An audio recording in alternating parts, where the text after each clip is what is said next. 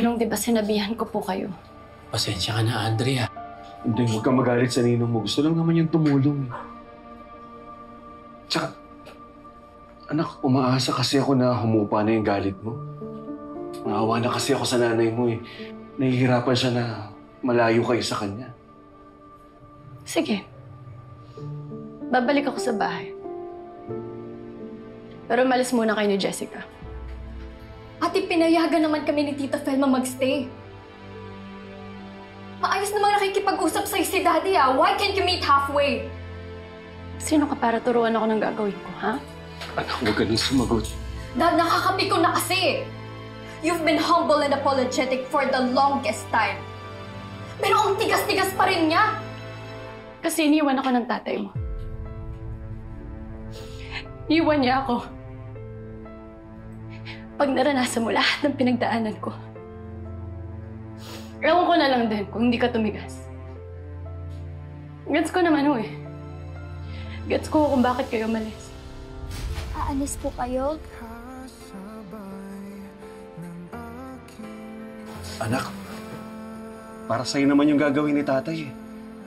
Para may pambayad tayo sa operasyon mo. Promise ko po na hindi na po ako tatakbo. Promise ko din po na hindi na po ako hihingalin. Para po hindi na po ako operahan. Para po hindi na po kayo umalis.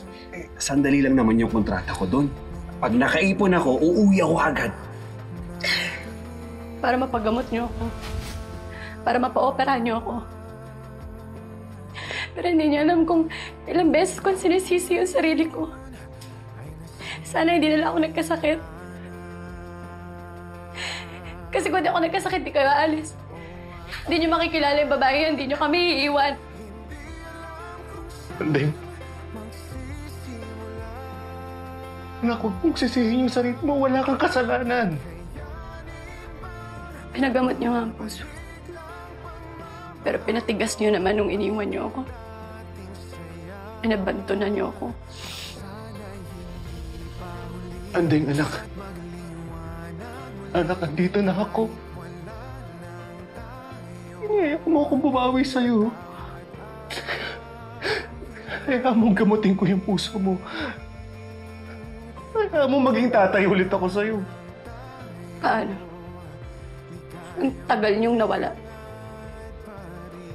Hindi ko na alam kung paano maging anak sa inyo.